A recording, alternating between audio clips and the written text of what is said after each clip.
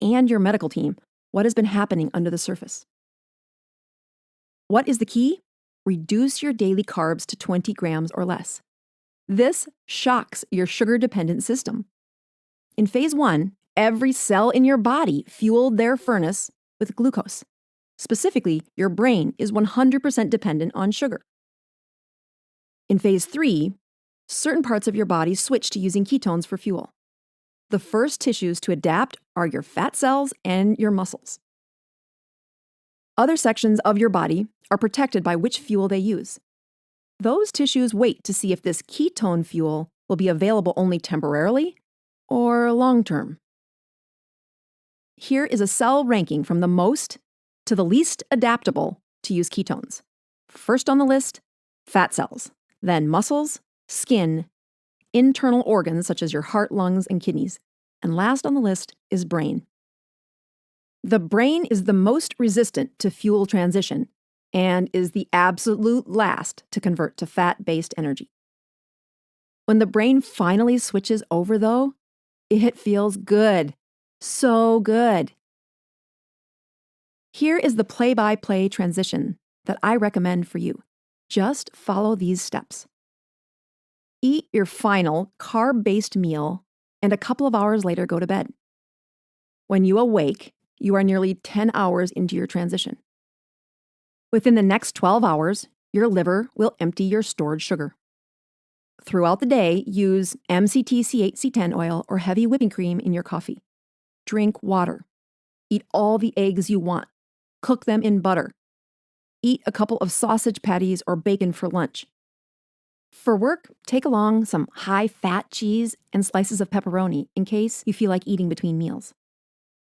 That evening, go out to eat and order buffalo wings dipped in blue cheese dressing. Be sure to order the wings in buffalo sauce and not honey mustard or barbecue sauce. Those have carbs in them. You want the buffalo sauce. Eat wings until you are full. No beer, no soft drinks, no breading on your buffalo wings. Keep the skin on. Double dip them in the blue cheese dressing if you'd like. Add only water for drink. By 8 o'clock that night, your liver should be completely cleared of glycogen. It should be completely cleared of stored sugar. Your early adapting organs will gradually begin to switch their fuel to ketones. Go straight to bed. Forget about getting a carb-rich snack like you're used to. If you've followed instructions, your cupboards should be emptied from all those temptations anyway. Go straight to bed. You've made it 24 hours since your last helping of carbohydrates. These next 12 hours are best dealt with by sleeping and staying sober. Don't drink booze. Touch any alcohol and you kiss your ketosis goodbye. Just go to bed.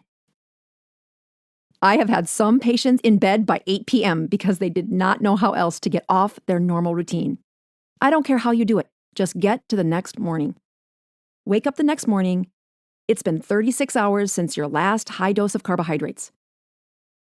This puts you almost always into phase 3. Check your ketone strips. Even a slightly pink color on the strip is a win. Stubborn livers beware. If your liver is overworked, stretched out, or engorged with stored sugar, you might not be there yet. If you've been a really big carb junkie, overweight for many years, or a full-blown diabetic, you might have another day ahead of you before your ketone test turns positive. Make this your morning ritual. Check your ketone urine strip. Put 4 more strips in your pocket. These break down when exposed to air for too long. You have only that day to use the strips in your pocket. Otherwise, throw them away. Each time you pee, check your urine for ketones. Use those ketone strips to see exactly which phase you are in. Are you in phase 2 or have you arrived at phase 3? The answer is hidden unless you look.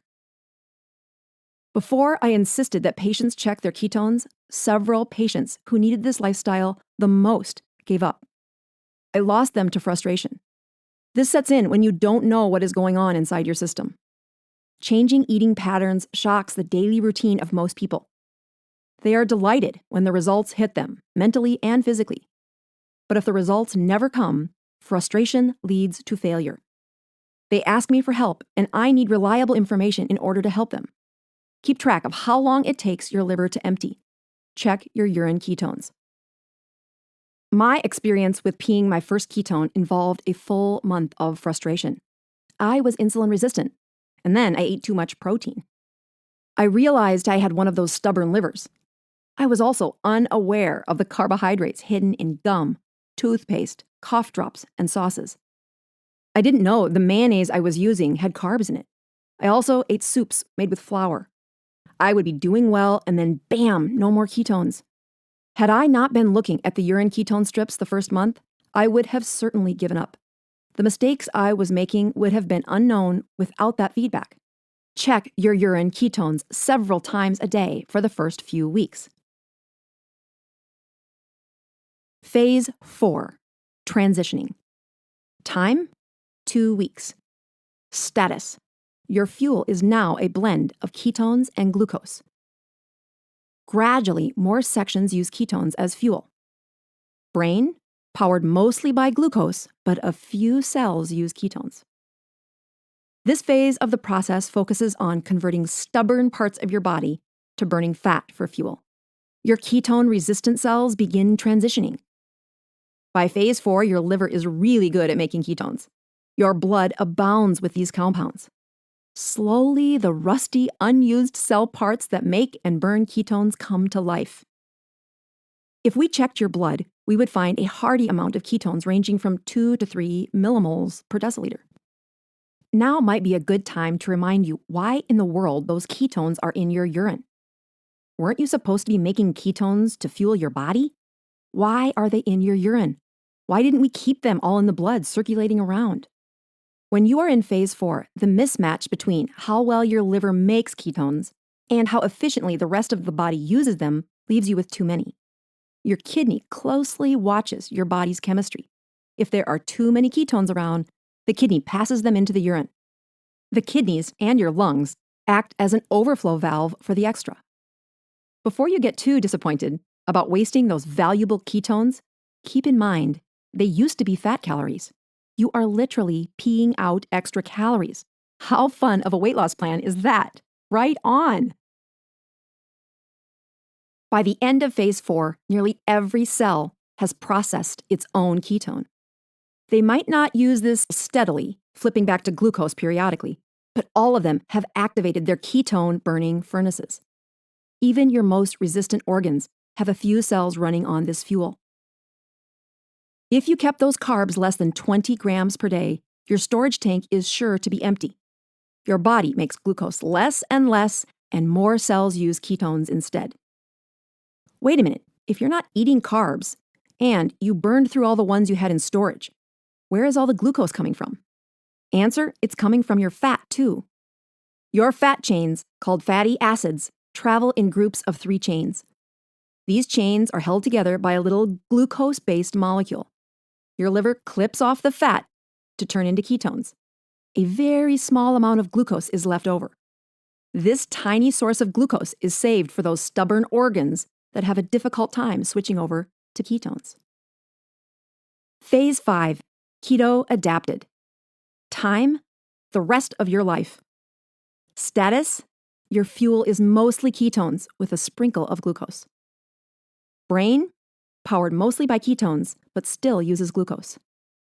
Phase 5 is when your body becomes the well-oiled machine it was designed to be. Each mitochondria that can use ketones now efficiently handles this fuel type. Thanks to the steady, constant supply of ketones, your cells' efficiency to process them increased. They are produced and burned at almost equal rates. Because your production and usage are better matched, ketones no longer circulate as long. Phase 5 is marked by a significant drop in your blood ketones. Subsequently, the amount spilling into your urine drops too. In a rare moment, your ketone production and usage match perfectly, leaving no extra in your urine. This can be tricky if you are only checking urine ketones. Did your ketones stop showing up in your urine because you ate a bunch of carbs, drank booze? Maybe the bottle of strips was left open and went bad. Or did your urine ketones stop appearing because your system had a perfect match? Rest assured, the first 3 options are much more likely. Phase 5 is the holy grail. Once your brain reaches this state, you will better appreciate all the hype surrounding a ketosis lifestyle. It borders on euphoric. When patients enter phase 5, their depression symptoms lift, their focus improves, their attention lasts longer, their sleep is more restful, and their energy is continuous. How do you get to phase 5? There is a fast way and a slower way. The fast way is a strict fast. That is not a play on words. I am referring to an absence of food. A strict fast is a time of no calories, only water, tea, or coffee. That's all. Strictly limit yourself to only those items, and you will be in phase 5 in about 30 or 40 days. That's a tough sell. I do not recommend this option, especially if you are eating a high carbohydrate diet right now. High carbohydrate means eating over 60 grams of carbs per day. There are just too many shifts that have to happen in your system. It's too unsettling, too uncomfortable, and in many of my chronically ill patients, it is dangerous. Instead, transition to phase 5 using a high-fat diet. Patients transition to a high-fat diet and peak ketones for several weeks. This allows them time to adjust. It also provides time to see how much social pressure is placed on eating carbohydrates and low-fat foods. Screw-ups happen often when first eating high-fat, low-carb. They drink alcohol, they eat too much protein, they get stingy on their fat consumption, they mindlessly binge on ice cream after a stressful day, or someone near them celebrates an occasion with sugary treats, and the temptation becomes too great at the moment. The bottom line, changing habits is hard. This idea that a smoker wakes up one day and stops smoking for the rest of their life is a fantasy. That person who suddenly quits smoking had months, maybe even years of thoughts and false starts about quitting before they actually stopped. Their environment played a big role in their success. If their world tempted them with cigarettes at every turn, their chances of achieving a smoke-free life 1 year later are very unlikely. People in keto transition need support. Without it, temptation wins. That is my goal, a healthy life, not a sprint to a ketone-positive urine test. The key to sustainability is the long game. Remember, I'm an internist. Ultimately, it doesn't matter whether you get to phase 5 in 6 weeks or 6 months. Boost your chances of lifelong success by keeping your priorities straight. Remember why you decided to go keto in the first place. Write it down. Say it out loud. My personal reason for going keto? Brain fuel, brain fuel, brain fuel. This chapter ends with a chart from information from Jeff Volek in 2010. Jeff Volek is known for studying athletes and ketosis, and he shared these things in his research about keto adaptation. He states that 2 to 4 weeks after steady ketone production, you have an increased number of functioning mitochondria. All mitochondria are adding energy to the system. A shift in the body's metabolism where the body prefers ketones as fuel instead of sugar. Glycogen hormone is lowered.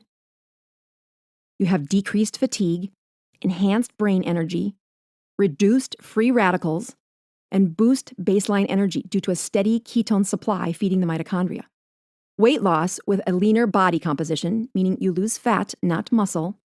Increased insulin sensitivity. Small amounts of insulin are needed for the body to respond. Faster repair of the body. Improved efficiency of oxygen delivered to muscle cells, and a faster recovery time. Jeff Volek and his team have supplied the heart of research for advanced athletes to be using keto adaptation to not only heal their bodies, give them better energy, but win records around the world over the last several years. Hats off to Dr. Volek and his team. Chapter 17, Grandma Rose, Bowel Trouble. 10 years ago, on New Year's Eve, Grandma Rose's holiday cocktail dripped into her veins. She rested in darkness as intravenous lines filled her with pain meds, antibiotics, and saline. The pathology lab doctor entered the back stairwell. His heavy feet echoed each step as he went through the floors from the basement to third. In the isolation of his climb, he rehearsed what he would say to Grandma Rose. He entered her room late that night with the news that changed her life. Severe abdominal pain drove her into the emergency room. A CT scan showed pockets of infected diverticula along the last section of her colon. The pathologist found her deformed white blood cells and understood why her body struggled to defend against the infection. He delivered the news she had cancer just before the calendar year turned. Each New Year's celebration since, we have toasted to another year. Grandma Rose rang in the new year with abundant gratitude. This year's chapter